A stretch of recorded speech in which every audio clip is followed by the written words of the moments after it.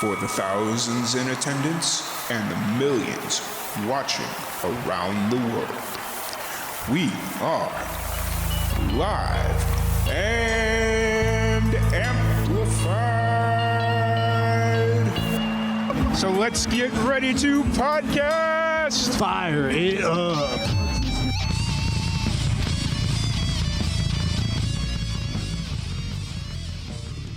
Welcome, everybody, to another live and amplified livecast. I'm your host, Tom Quiet, and we are back at it again with another amazing podcast.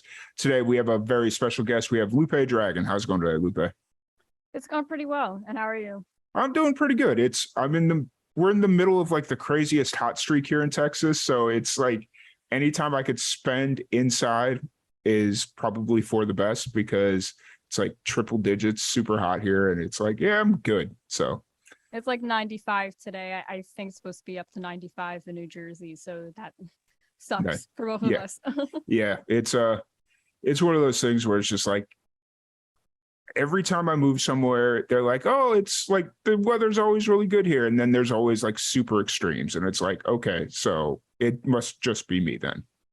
Honestly, yes. So, well, really excited to have you here. It was kind of, we were talking Friday about how I kind of randomly found you, and which is kind of a funny story. I was watching a video that featured my buddy's band. There's like this little interview segment from New Mexico because that's where they're based out of, and you came up in my recommended feed, and I was like, oh, let me watch this because it was like surrounded by not music related stuff, and I'm like, well, let me watch this. And I started watching it. And I was like, well, let me reach out to her because we do need a podcast for Sunday. I hadn't booked my Sunday podcast yet. And it just kind of all happened to work out. I think it's like the coolest thing because I don't get a lot of stories of people just randomly finding me. So I thought that was really cool that you reached out. Yeah, it doesn't happen often, but when it does, it's always kind of funny and interesting because once you kind of build an ecosystem, you kind of start running across the same musicians or the same types of musicians. And you just kind of came out of left field. And I was like, oh, that's funny. Cool. So like I said, yeah, now we're here. But like I said, I'm really excited to sit down and chat with you and get to know you a little bit more. For anybody that's just getting to meet you for the first time or just getting introduced to you, what's kind of the background? What's your background? What got you into music?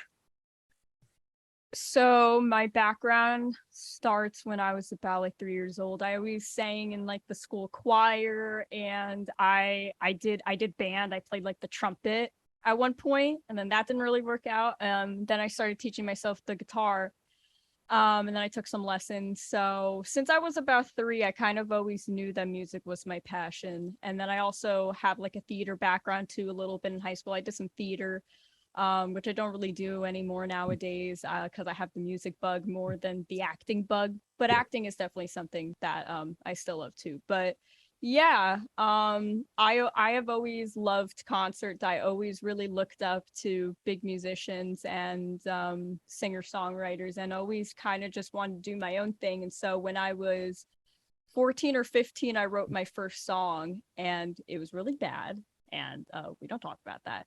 But then I just kept writing. And then when I was 18, I decided to go to a studio near me and record my first EP. And since then, I have not stopped. Yeah, nice.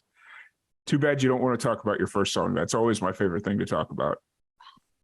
It's just, it wasn't a good song. So I think it was called like Love Affair or something. Mm-hmm. And I never recorded a demo for it because I didn't know how to do that. I would just like write it on a piece of paper. And I found this beat on YouTube and I kind of just wrote lyrics to it. And that's kind of how it started. I was just writing basically like top lines and stuff without even knowing I was writing top lines. Yeah. And then when I was writing the EP, like when I was writing like the first actual couple like good songs, I was working at a grocery store and it was the middle of winter. And when I didn't have any customers, I'd like print out blank pieces of receipt paper and just start writing lyrics. Yeah. Gotcha.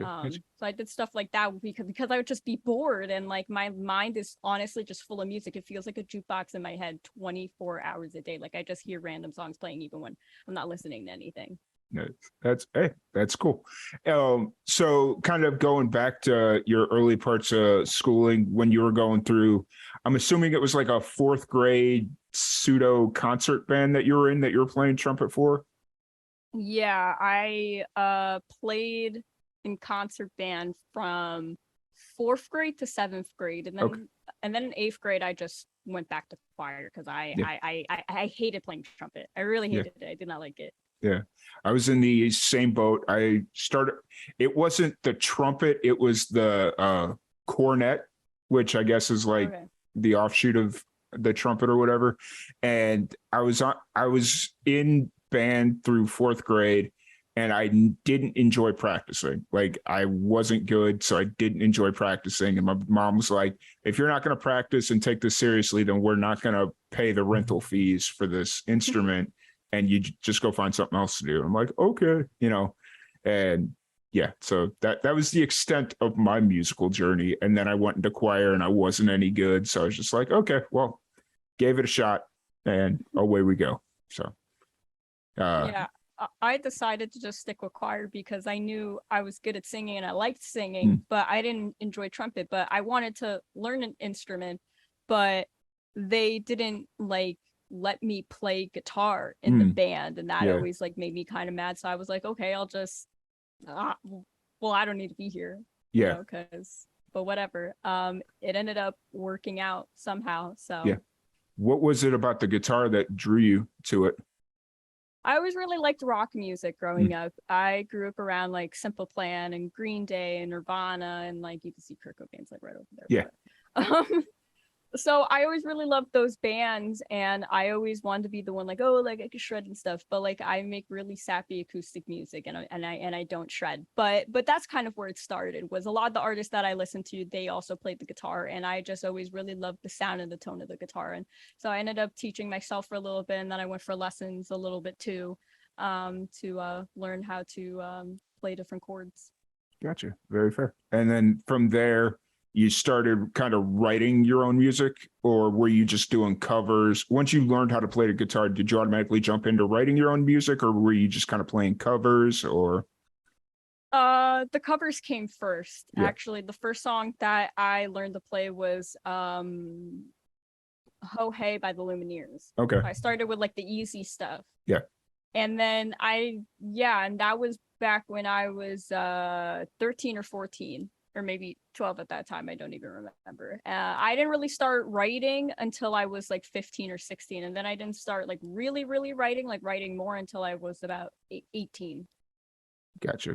And who during this time of kind of in the early parts of playing guitar, playing the covers, and then kind of transitioning into writing your own music, who are some of your influences? I know you'd mentioned like the Lumineers was like the first cover song that you played, and you grew up listening to like Simple Plan, Green Day, Nirvana, and stuff like that.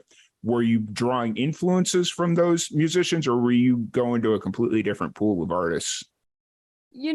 It constantly changed because my music taste is weird. I like everything except country music, honestly. I mean, unless it's Taylor Swift, which I love her. She's great. But yeah, I grew up listening to like pop, hip hop, rap, and like singer-songwriter stuff. Like, but I think most of my influence is definitely around like the Y2K like bands and Yeah, artists like Avril Lavigne, yeah. a Dashboard Confessional. I love them to death. Who else? My sister listened to Backstreet Boys growing up. Like that's the stuff that I grew up like listening to. But when I started to kind of have my own like palette for music, it was artists like Halsey, Andrew McMahon, Eminem, Kendrick Lamar. So yeah, I kind of just most of the influence comes from Y2K, but I listen to like a vast majority of popular artists and Yeah, I got you. stuff like that. I never realized how many musicians looked up to Halsey. You're the third musician in the last 3 weeks that has brought up Halsey. And I was like, yeah, the music's good, but it's not my taste. And then you're like, yeah, so that's just kind of an interesting breakthrough I've had over the last couple of weeks. No, yeah, I love their music, and also they're a Jersey person too, so Yeah. I look up to them even more because Halsey's from Clark, and Hmm. Clark is about, I want to say about an hour from me, so it's kind Mm. of like crazy. And I know a lot of people that either know people that went to high school with her, Yeah. or like knew her personally, which Mm. is, kind of Yeah. weird because it's like and now I'll never get to meet her because like she's like out there. But um yeah, her music is so eclectic and lyrically is always very storytelling. Hmm. Um and I think that's really what drew me to listen to Halsey, is just the way that the stories are told, or in a way where it's kind of like an apocalyptic like universe, kind of Mm. like if you look at the album like Badlands and Yeah. Hopeless Fountain, Kingdom and Manic, they all tell a story in like a different way, in like a universe of its own, and I think that's really cool. Yeah, for sure, for sure. So you're based out of New Jersey right now. Are you born and raised New Jersey? Yes. 100%. Okay. Yeah. What was what was it like growing up in New Jersey? Like I rarely get to ask that question. So it's yeah. Um, I grew up always thinking it was kind of boring. Yeah. And the older I got, the more I have more appreciation for living in New Jersey, just because I'm in a state where anything is possible. We're so close to New York. Hmm. And also, people are they're liberal around here. They're not, like so stuck in a mindset. I mean, there are some towns that you go to where, like there's issues here and there, but for the most part, we're open-minded in this state. Hmm. Like anything goes, Yeah. and anyone is welcome. And I think that's the greatest part of living here, is like Mm. you never have to feel like you have to be shunned away. And I Yeah. think that's really important, especially nowadays. Yeah, for sure. And you get all the benefits of living in New York or being near New York without Yeah. actually having to live in New York. Other than the travel, I'm assuming the travel is a nightmare. The travel can be a nightmare at night. During the day and during the afternoon, it's not so bad. But when you're coming home on like the bus around Uh-huh. like 11 o'clock at night, I won't get back until midnight or 1 in the morning. But I'm kind of a night owl, so Yeah. it's not a hassle for me personally, Mm. but it could be annoying to wait there. You got to wait in the bus station for like an hour. But like for the most part, it's not too bad. Gotcha. Gotcha. So kind of fast forwarding a little bit, you said that you'd mentioned when you first started playing guitar, you were doing cover songs. And then what was kind of the transition point where you decided, okay, I want to start writing my own music? You know, that's a good question. I actually never thought about that. I mean, I came across some YouTube beats one day and I was writing to the YouTube beats, but why I decided to do that, I'm not sure. I think just one day I said, like I'm gonna do it, because so many times I said it would not sound the way that I would want it to. Mm. And so many times when I was younger, I always would say like I want to be a singer, I want to write and stuff like that. And I had a lot of bullies telling me like you're never gonna be able to do that. But then I did, Mm. and I don't know, I kind of just went from there. I never really thought about that before, honestly. It just one day it happened and I went on with it. And so when you started writing your own music, you'd mentioned that you went to YouTube and you found this instrumental that you really like. Were you kind of studying how to write music, or were you just kind of like, okay, this is how I think it needs to be? And then as you kind of went through the process of writing music, it kind of morphed into a more traditional sense, I guess is, yeah. Yeah, I think at the time I was just playing around, Mm-hmm. and I didn't really know what was going to come of it. I really just thought like one day I'm going to like wake up and have a normal job, and this is like, I'm never going to come to fruition with this. And like, Mm. yeah, I mean I do have a normal job now, but like I'm still doing this as like, Yeah. The thing I'm striving for. And when you're 14, 15, 12, 11, you just have so much more imagination, and you kind of don't care about boundaries, you don't care about rules, you don't care about structure, you just care about just being as wacky and crazy as you want. And I think that's kind of just where my mindset was just, I'm gonna do something that makes me happy, and like, I don't care if it sucks. Yeah. Nowadays I'm harder on myself, but at that point my mindset was, I'm gonna do this because I want to do this. Yeah. And you'd mentioned that first song is kind of a song that you don't talk about because it was Yep. bad. But have you ever gone back to try and rework it, or, you know, make it into something that isn't as bad? You know, I have thought about it, but it's, you know, the beat that I chose for that song was more of an R&B beat, and I really don't make R&B. I in high school I tried making R&B too, because I thought, oh, like I was in this R&B phase and listening to a lot of artists that were making that type of style. But it really doesn't fit my voice. So if I were to ever find the lyrics for that song again somewhere in my archives, I would have to kind of just warp it into the genre I'm making now or whatever I'm doing now. But I have thought about it before, but I don't know if I ever will.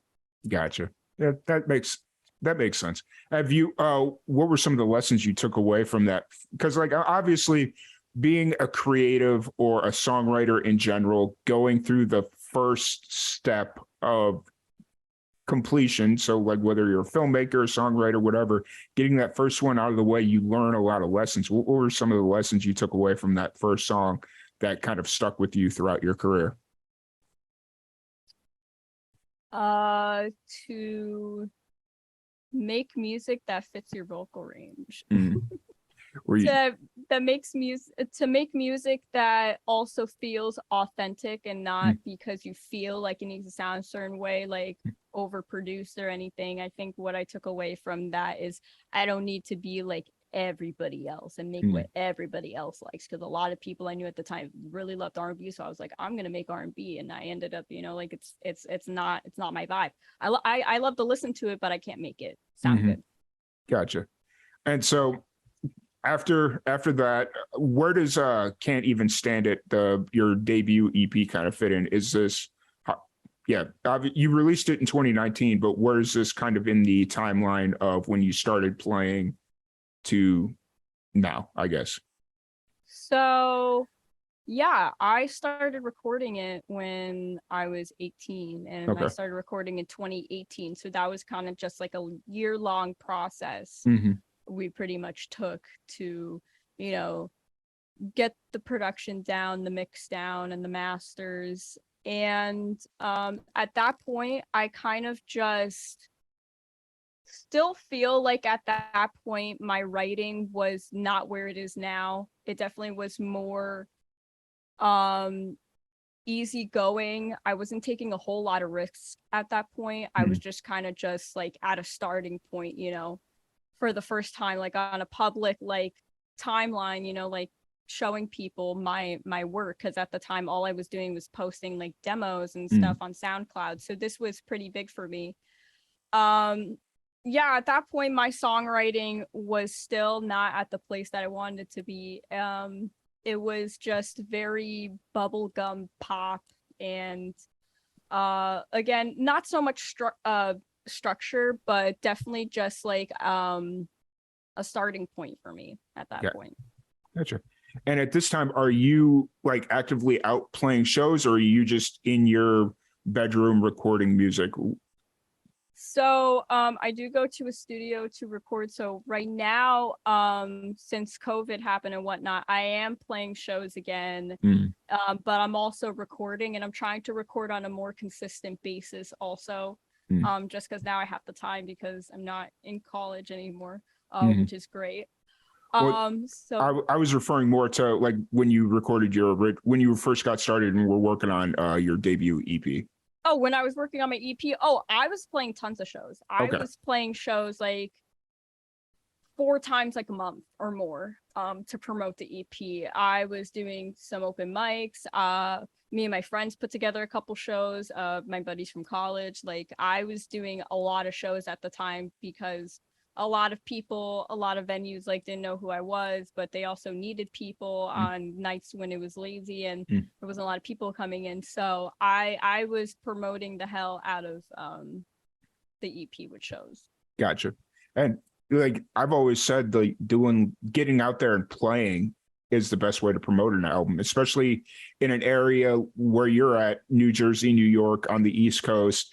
You could drive an hour in almost any direction and be in a completely different part of the, or run into a completely different audience, just because everything is so compact there and so dense with populate. Yeah, that's the word I'm going to use, dense with population. Uh, so like, especially for you, getting out and playing, especially early on, was probably one of the best things you could do. And plus it gave you the opportunity to intentionally or unintentionally kind of road test your music and find out, okay, these are the songs that people are reacting to. Okay, they're reacting to this song, but the feedback I'm getting is it's too slow, or it's too, and you kind of naturally mature out your music by getting those reps in. And I completely agree with that. I think from playing shows, I realized that a lot of people really like the more fast-paced songs I was doing, like Not the Same, which is my favorite song to do live, because like a lot of people get hyped up to that song. Yeah. And then I realized after many years, I really hate the title track, can't even stand it. Yeah. Like I can't even stand my own song because and I wrote it, but I think it's just because I was in a completely different mindset and I've matured since then. So yes, I completely agree. When you play your songs out live, you really do get to see like the facial reactions and like the way that people feel the emotions in your music more, like versus the internet, where you can't really see like how people are really taking it. I mean, you could look at the numbers, but really looking at a person's face says a lot more, I think. Yeah, absolutely. 100% agreed. And then so this was in 2019, that everybody knows what happened in 2020, early part of 2020. But you were still able to get a few singles, or a couple singles out. Was this ultimately leading to something, or what was kind of the thought process before the pandemic hit? Were you working towards another album? Great question. Yeah. So Happiness was the single I released during the pandemic. It was the first one I released during the pandemic. And Happiness was actually supposed to be a part of an EP called The Garden. I was working on my second EP, and I ended up scrapping that.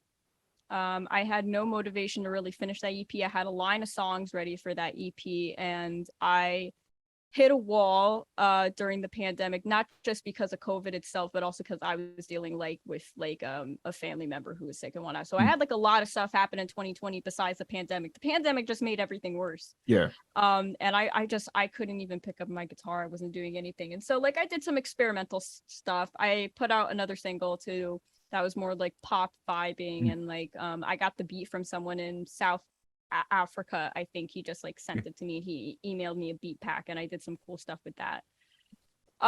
But yeah, I had a breaking point where I was almost at the point of like giving up completely at that point. There was a lot of stuff that went on in that time where music kind of was just not my central like focus. My focus was just surviving at that point with everything that was going on. Yeah. I think a lot of people, musicians in general, kind of went through similar maybe not to the extremes of losing family members, or potentially losing family members, or family members being sick, but they went through this, I'm going to call it a funk, because depression seems like a very heavy word to use. They went through this funk of, do I want to keep moving forward? Is it worth pursuing? But what's interesting, so did Bedroom Files, was that ultimately what the second EP rolled into? Like, were you taking a lot of the songs? Like, Bedroom Files is obviously very raw, very real, because it's demo versions I'm assuming recorded in your bedroom or in a home studio of sorts. So Bedroom Files was actually recorded at the studio I'm recording at now. It was recorded at the Vault in Boonton, and they were all demos that were not going to be on The Garden. They were just random stuff I was recording. I just had a long 8-hour session, and I was like, I'm just going to record a bunch of stuff.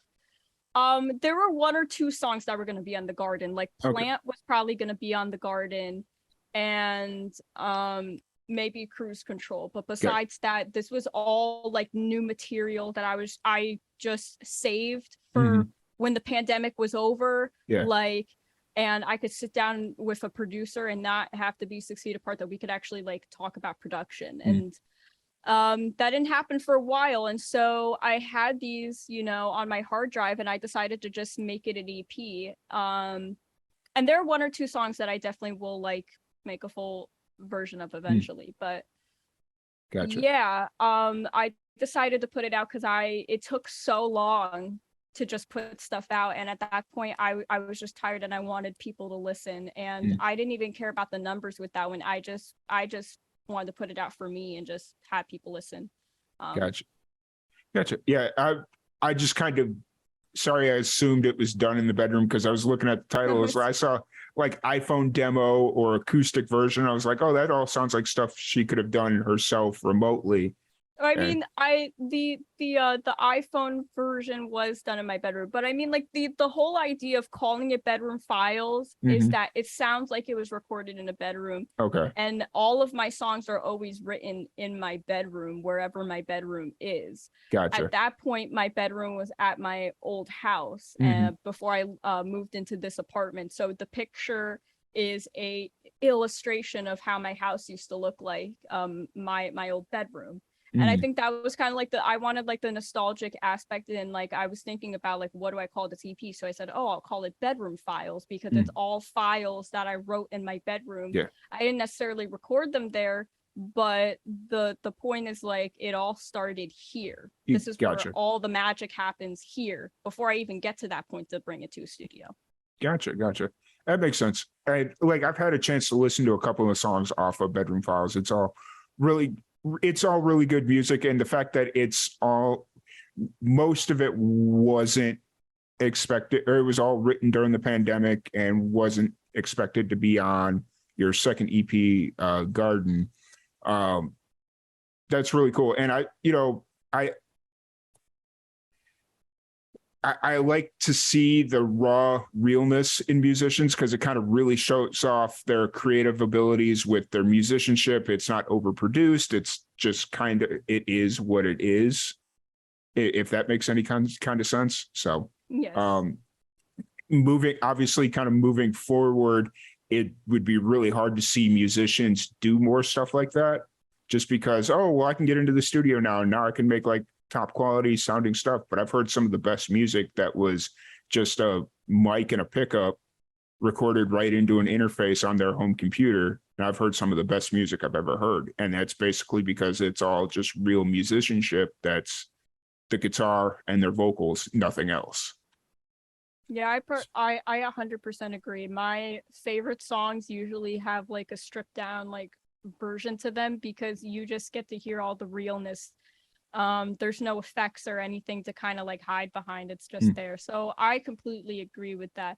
But also, I think there were some songs that came out of the pandemic that again were produced in a bedroom, but were just like, I don't know, they were just raw and authentic. Like I have this one friend and he makes all his stuff in a bedroom. He's making hip hop, you know, so it has to be more produced and stuff like that. But he's been doing this like since the beginning. You know what I mean? Like I'm talking like I know people who used to record on like the Apple headphone like microphone and make it sound good. And like for someone to figure out how to EQ that to make it sound good is actually incredibly tough. And like the thing about me being a DIY artist is that I see a lot of that. And so when people are like, I'm so amazed by that, I'm like, there's more than one person who knows how to do that, and that's pretty cool.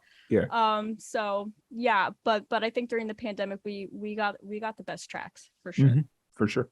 And then kind of coming into 2022, you started releasing more studio produced albums with, well, right before 2022 there was Distance, and then I Know What You Did, and then your most recent single, Your Charming Head, which was released on Wednesday, right? Sent at checkout. Yeah, it was released on the 3rd. Yeah. So let's talk about Your Charming Head, because that's the most recent single, and that's what kind of drew me to have you on the podcast. What's the story behind this single?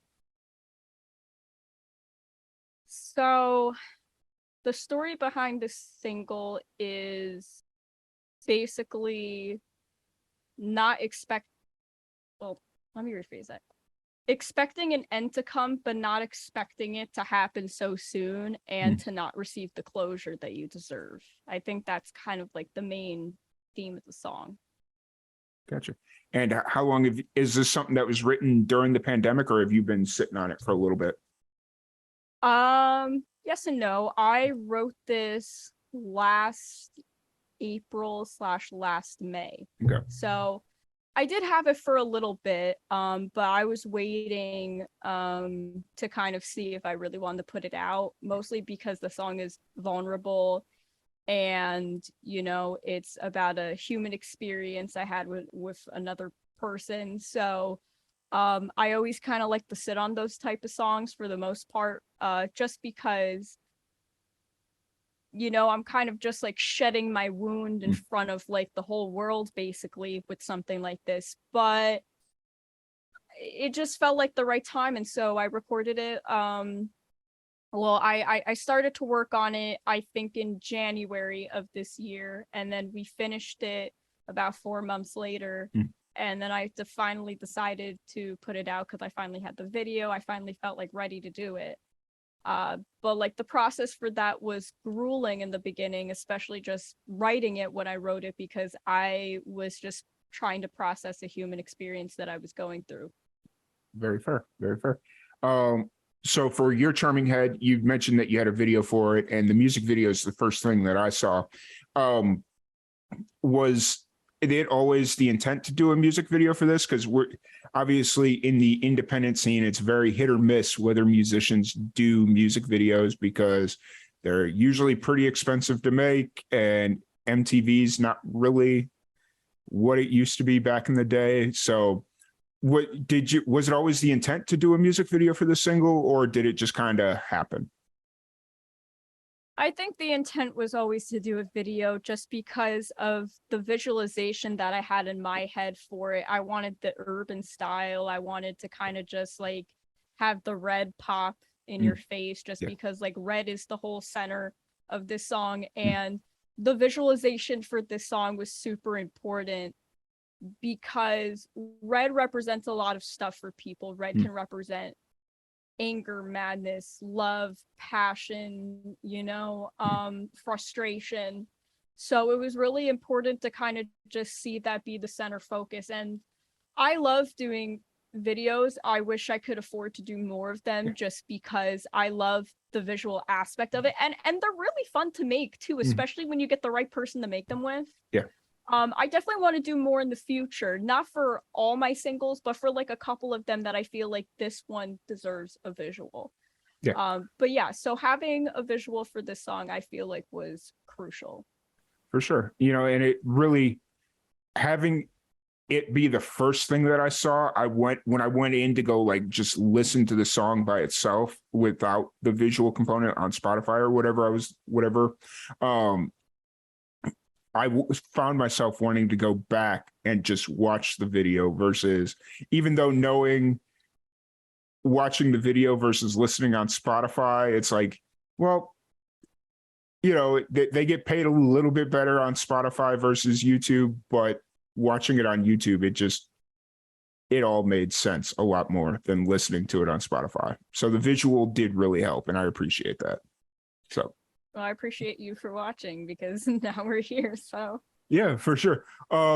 So with the 3 singles since the Bedroom Files, are you working towards the next EP, or are you just kind of staying singles right now? What's kind of the thought process moving forward? with the way that the internet works and how we process things with short-term memory, unfortunately, I'm gonna stick with singles for a little bit, and I kind of like that I'm doing that because it gives me the chance to give attention to each song individually versus, you know, like an EP or an album, maybe you'll listen to 2 or 3 songs. Because I really don't feel like I'm in that spot there yet to put out another project, but eventually I would love to put another EP out. Gotcha. So that will be in the works maybe at one point, but right now I'm just having fun just putting out singles and just giving the time and dedication that each individual song deserves at this point. Yeah. And I mean, singles, I enjoy the whole, I enjoy the whole single process because it gives you more music spread out. Because if you offload a full EP at once, the music's right there. And then it may be another year before you get more music.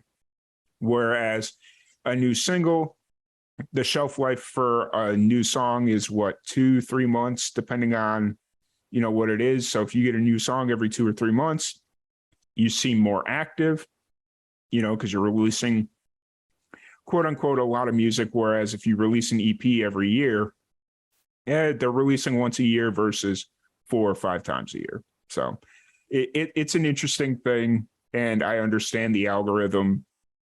It's just unfortunate because I know a lot of young musicians, when they were younger, they had the dream of, oh, I want to release that album, because it was and still is very much a benchmark for a lot of musicians, where it's like, hey, I must be legit because I released a full album or an EP, whatever it is. So that, I guess that's just the change in the music business nowadays. I definitely agree, and I definitely want to put out an album at some point and maybe pull a couple singles that did really well and have that be a part of it. I don't know what my structure is going to be for an album, but I know I definitely want to do one. I've done 2 EPs, and so my goals right now are to keep up with the singles, maybe throw out another EP, and then maybe work on the album and just make a bunch of new songs and add some old songs here and there and kind of structure it in a way that I feel makes a lot of sense to people. Yeah, for sure. That makes complete sense. So as far as writing music and all that stuff, where are you kind of at creatively right now? Are you already focused on are you working on the next single? Is it already where are you kind of at creatively? I am about, I want to say maybe 40 to 50% done with the next song. Gotcha. It's in a pretty good place. Me and my engineer are almost done with the production, and then maybe I have some vocals to tweak, but for the most part, it's pretty close to being done with the production that we're going to move on to mixing. Gotcha. And hey, you just released your last single and you're already 50% done with the next one. So that's a pretty good pace to be running at. So now that Your Charming Head is out, it's been out for about 4 days at this point. What's kind of going through your head as a musician? I'm actually very surprised how many people were jumping right to the video instead of Spotify. And I guess it's just like you said, the visual kind of pops out to people. And it always surprises me when I see the amount of views that I get on a video, because even though I manifest in my head this one's a hit, I still kind of can't believe it myself either. So I'm feeling pretty good with how well the song is doing. I'm glad that, I'm also not glad that people connect with it, but I'm glad that I have people that relate to it. It's kind of sad in a way to have people relate to something that's so freaking heartbreaking. But at the same time, again, I'm glad we can all join in this human experience together and whatnot. The messages that I've been getting from people about the song have been positive, and the blogs have been saying some pretty good things about it, and been added to a lot of Spotify playlists within the last couple days. So I'm feeling pretty good about how well the song is doing and how it's connecting with a lot of people also. Yeah, for sure. Have you done anything different as far as promotion goes for this single, or is it all pretty much the same? The only difference is I've integrated Spotify a little bit. I've integrated TikTok a little bit more. Okay. That was the word I was looking for. I did a lot more on TikTok in the beginning phases of promoting the single. And the other different thing I did was originally the single was supposed to come out on the 13th, and I last minute changed the release date to the 3rd. And the reason I did that was because I had a lot of people asking me, why are we waiting a month when we could wait 2 weeks? And my one friend was like, you know what, that's a good point. You should probably change the release date. And it ended up being a good idea. So to much my avail, the people are right, and I should not make people wait so freaking long, because that's torturous for me too to have to wait. It's torturous, and it's also it could also backfire, because it's like you see the thought process of making them wait a month. It's like building suspense, building suspense, building suspense. But if you build too much suspense, it's kind of it starts creating a legend of itself, and there's no way it could ever live up to that. So like if you build up the suspense too high, and then they come out and it's like, oh, this is a great song, but the legend got too great for it. Does that make any kind of sense? No, I 100% get what you're saying. And that's exactly why I decided, fuck it, I'm gonna, make this decision on my own. And if people listen or not, and ended up being a really good decision, because a lot more people were listening, because if you make people wait too long, they're gonna get annoyed and probably forget about it. And I was like, I don't want people to forget about this. I worked too hard on this for people to forget about it. So for sure. So it ended up working out in my favor. For sure. So we were talking before we jumped on stream here that you have a show this afternoon. You're going into the city doing an open mic. Is this something that you do pretty regularly, or how often are you playing shows at this point? Not as often as I want to, but it's mostly because I went from doing so many shows when I started doing this that I kind of burnt myself out a lot, and I try not to do that. I'm also really focused on the digital presence I have online more than I am in person, because I'm trying to build the presence online so I could get to that point where I'm meeting people in person, and they're wanting to come to shows. Like they have like a craving to come to shows. Because it's really hard to get people to come to shows nowadays, especially when everything's online. You get the live streaming, this and that, and plus there's so many other artists that are doing it. But yeah, I am going to the city today to play an open mic. I have a friend of mine who also makes music, and she's been pulling me into the city, which I've started doing because I haven't really tapped into the market too much in New York, which I'm trying to do that now, because there's more of a landscape there, especially because I've been in New Jersey for so long in the music scene. I know a lot of people, and I feel like I don't see anyone like new. And I'm craving to like meet new people, to connect, to network more with newer people, and more in my line and my genre. So but it's a lot of fun. I love playing shows. For sure. I went out to, well, what's interesting is, so since the beginning of the pandemic, obviously I've met a lot of musicians since we moved the podcast online and all that stuff. Got to meet a lot of musicians. This weekend I went out to Memphis and finally got to meet a handful of these musicians that I had been working with for 2 years prior. And then they started so it was weird. I went to a city that I'd never been to. Well, I've been through Memphis, but I've never been like stayed in Memphis. And I found myself in this position where they're introducing, or like I knew 3 people there already, and they brought me in like I was family, like they knew exactly who I was, even though I walked in. And they're like, oh, who are you? It was one of those weird situations where they hadn't seen me face to face. And I walk in and they're like, oh. And then they started putting the dots together. It was kind of funny. And then they start bringing me in like family, start introducing me to all their friends. And now it's like, I could go to Memphis and know like a whole bunch of people, and I've only been to Memphis once in my life. It's kind of funny. So that honestly sounds sick. Meet a bunch of people like them. They're all like chill. Yeah, it really was. Like I was in downtown Memphis, and it's like just off of Beale Street, and I'm like, this is so bizarre. Like I didn't know half of you 24 hours ago, and now we're sitting here talking about like just family things. I'm telling them like different things, and I'm like, this is bizarre, crazy, and amazing all at the same time. So you got the show this afternoon. You got the new single out, or that dropped on the 3rd. Music videos up on YouTube. The single's on Spotify and all your regular streaming platforms. I've dropped the Spotify link in the chat if anybody's watching live on Twitch. So if you want to go check that out, feel free. Kind of outside of music now, but let's talk a little bit outside of music. What are some of your hobbies? What do you do to escape daily pressures of life, your day job, all that fun stuff? I like to read a lot of poetry and comic books. I have a comic book collection that I'm working on. I collect CDs and vinyls, which is Nice.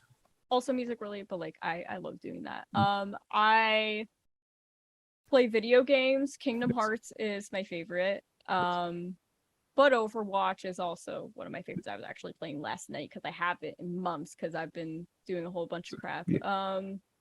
I also just write in a lot of different forms besides music and poems and whatnot. I have written a stage play. Nice. And I'm still semi in the process of writing a musical for fun. I don't know if it'll ever come to life, but I do some fun stuff like that. And in general, I just kind of like to explore and learn new things. Once in a while I'll paint. I have one of my paintings back there. I actually haven't painted in a while. That's a pretty good idea now that I thought of it. I love going to concerts too. I actually was at a concert a couple weeks ago. Nice. And I don't know, most of my life is surrounded by music or artsy related things. Nice. I feel like that's a good like peak of it. What else? Oh, I read tarot cards. Okay. Like a thing that I don't really talk about a whole lot, but I do read tarot. So I do a little bit of that in my spare time. I just got a new tarot deck that's Nightmare Before Christmas themed. Oh, nice. Because I'm obsessed with Nightmare Before Christmas. I have like, you can't really see here, but I have a lot of Nightmare Before Christmas themed stuff in my room that are in different places. So I feel like that's like a pretty good batch of my hobbies. Oh, and comfort watching. My favorite shows. My two favorite shows are One Tree Hill and Grey's Anatomy. Nice. So. Growing up, I was never a huge fan of Nightmare Before Christmas. Ugh. But last year, it was on Disney Plus. I was watching it on Disney Plus, and I just sat down one night. I was like, you know what? It's been a lot of years since I've watched this. Let me watch it again. Maybe something's changed. I sat down 20 years later after I watched it for the first time, and I finally get it. So it's like, okay, now I'll watch it right around Halloween just because that seems to make sense. And then I'll watch it around Christmas. And yeah, it got quickly added to the collection. Now, I'm not saying I'm going to be the biggest collector of Nightmare Before Christmas stuff, because, that seems to be a very common thing where people get into it. They really get into it. And it's like, yeah, it's just a good movie that I put in rotation around the holidays. So. I don't know. Growing up, I just really loved the artwork and whatnot. And I don't know. I'd say that Christmas is my top holiday, but Halloween is a close second. Yeah, I get it. I 100% get it. And then you'd mentioned that you are a comic book collector. Yes. What kind of comic books, or like what's your go-to series? I'll be honest, I'm kind of like a fake comic book collector because I'm obsessed with Harley Quinn. Okay. And like a lot of, I mean, like now it's becoming a thing, but like when people think of comic books, they're like Batman, Superman, blah, blah. And like I have a couple of those, 100%. I love Batman. I have Deadpool, I have Hulk, I have a bunch of Marvel stuff, Thor. But I love Harley Quinn for whatever reason. And I think it's also just because she's with Poison Ivy now in the new series, and I just think like that's just so amazing that they're finally like branching out to the LGBT community and whatnot. That makes me very happy. And also because I just can't stand Joker's toxic, and Harley Quinn deserves someone that's not toxic. And like, yes, she's kind of toxic because she's a villain, but like she deserves to be like toxic with a non-toxic person. That probably doesn't make any sense, but like I'm obsessed with Harley Quinn. That's cool. It's so you said you were kind of a fake, right? You said you were a fake comic book collector. I feel like a fake comic book collector because my one passion for comic books is Harley Quinn comic books. I gotcha. I think in the same vein, I'm very much like that because so one day I have a couple of buddies that live out in New Mexico that they do comic book podcasts, like anything. They call them they call themselves the Geek Out Freak Out podcast. And so anything geek culture, they kind of talk about on this podcast. And I was like, they were talking about, I think this was around the time that the first Suicide Squad movie came out, which That this one is was not good. it's a really weird time to kind of jump into comic books, but for whatever reason, I really enjoyed the movie. Everybody's like, no, this is the worst movie ever, whatever. And I'm like, I enjoy it. I don't care. Like the second one's better. I like the second one more. I Yeah. have to say that. I like the second one more. Second one's better. I 100% agree, but I didn't hate the first one. So I was talking to my buddy. They're like, hey, we've been talking about trying to build out the YouTube channel. What do you think about producing, like, as a novice comic book person that doesn't really know much? What do you think about doing comic book reviews? Just going to the comic book store, buying a new comic once a week, once every other week, whatever, reading it, and then doing a review. I was like, oh, that's kind of a cool idea. And so one Saturday, I went to the local comic book store. The guy greeted me. I was like, all right, so I know nothing about nothing other than what's in the movies. Where's a good place to start? Like, this is what we're trying to do.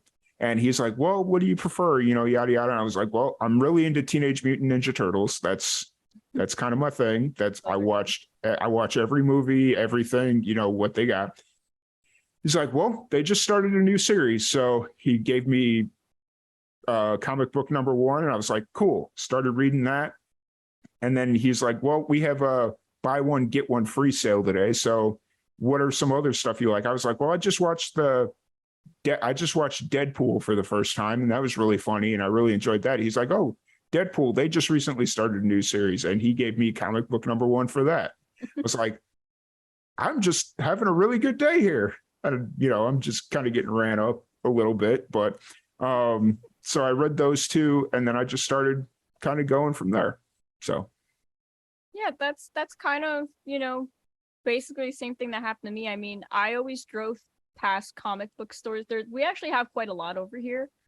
But there's one that's literally like 10 to 15 minutes away from me. And so every, now and there and whatnot, I'll just go and I'll grab like a stack. I'll grab like 10 or 15 of them because I don't care about the order that I go in. I just care that I'm grabbing stuff that I like to read and that'll be engaging to me. And most of the time, I really just like the sarcastic, dark stuff, which is Harley and Deadpool. But if I really want some more like gritty to the bone and more storytelling, I'll go for like Batman or Iron Man or like some of the other people. And now they have Moon Knight, and they have a whole stack of Moon Knight because of the new series that came out. And Spider-Man, they have all types of Spider-Man. They have Miles Morales, and they have, like the Peter Parker. So yeah, I always like looking for new stuff that I like and different series. I really love DC's The New 52. Yeah. I think that one's one of my favorites just because at that point, I think that was kind of like their peak at that point. But yeah, I love going to comic book stores. Yeah, it's always interesting, and you meet the most interesting people, and it's not the same stigma that it was 10 years ago where it like you walk in and it's like, oh, hey, this is cool. So, and maybe that's just my mentality's changed. I don't know. No, I think you're absolutely right. Because back in the day, they would be like, ooh, like nerds, like you're a nerd, like that's a bad thing. No, but being a nerd is like a cool thing now. Like you used to get like bullied back in the day for going to a comic book store. Nowadays, it's like that's the trend. Everybody loves going to comic book stores and going to the movies to watch a Marvel movie. Yep, absolutely, 100% agree. But I don't want to keep you too much longer here because I don't want to hold up. I know you got to get into the city and whatnot. So before we leave, there's a fun game that we play with everyone called Rapid Fire Randomness. It's a random question generator that I have sitting right in front of me, and I'm going to just fire off 10 random questions at you, and you're just going to answer them as quickly as the question will allow, because some of these questions get unnecessarily deep. So okay, sweet. Okay, in your opinion, what hidden talent of yours could draw a crowd besides music? Knowing too many One Tree Hill facts. Okay. Would you rather move to a new city every 3 months or never be able to leave the city you're currently in? New city. Are you more aware of others' strengths or weaknesses?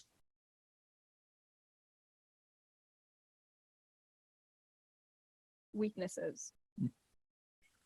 Would you rather live in your parents' basements or move? Why is moving every 3 months? This is such a weird generator. But yes, we Move every 3 months. I don't want to live in my parents' basement. Are you kidding yes. me? Next question like that pops up, I'm just swiping left. We've already established that you want to move every 3 months. What are 4 of your favorite things to drink? Blue Moon, Jose Cuervo,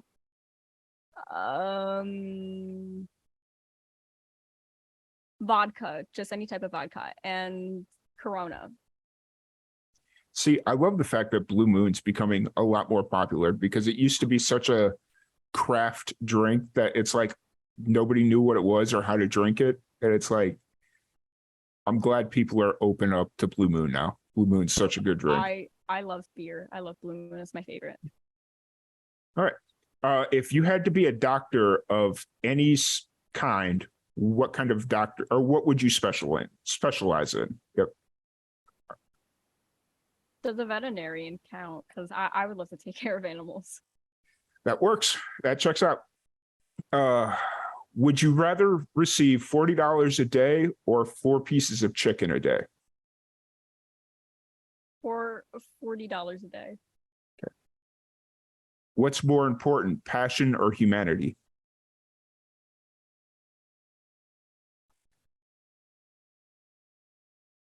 Passion. What is the story of the last time you ingested a questionable liquid?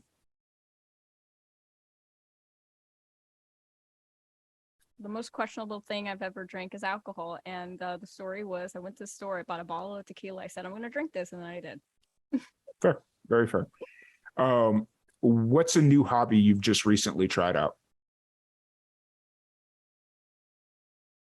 Working out. And I hate it, but also it makes me feel better. It is a time commitment, but yes, I 100% agree. It's a discipline. Yes, it is. It really is. Would you rather be more organized or more adaptable? More organized, I think.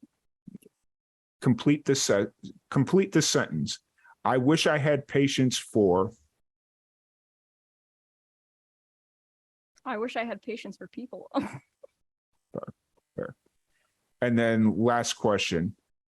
If pay were the same, would you rather work 20 hours a week or 60 hours a week with a great boss? 20 hours a week with a bad boss or 60 hours a week with a good boss? Yeah, I'd rather work less, but 60 hours if it means I'm getting more money, I guess. I don't know. Gotcha. All right. And so that was rapid fire randomness. Questions were a little odd today, but I guess that's the point of the randomness behind it. But Lupe, it's been really great chatting with you. Really enjoyed this conversation. For anybody that wants to check out your music or check out any upcoming shows, releases, just interact with you on social, where's the best place to do that? On Twitter and Instagram, you can find me at Lupe Dragon, LupeDragon. On TikTok, it's at Lupe the Dragon. And you can find me on Spotify and Apple Music, YouTube, Amazon Music, all the places where you listen to music. Awesome. Well, once again, thank you so much for hanging out with us. It's been an absolute blast. I hope you enjoy your trip into the city and all that fun stuff and have a great, it's an open mic, right? Or is it? Okay. Hopefully you enjoy it, have a good turnout and have a good set. And well, I guess open mics aren't really sets, but you get what I'm saying. But other than that, thank you so much. And hope everybody has a great rest of the weekend. We will be back on Tuesday. And thank you for having me again, Tom. Yep, absolutely. All right. Bye, Cool. guys. Thank you for having me.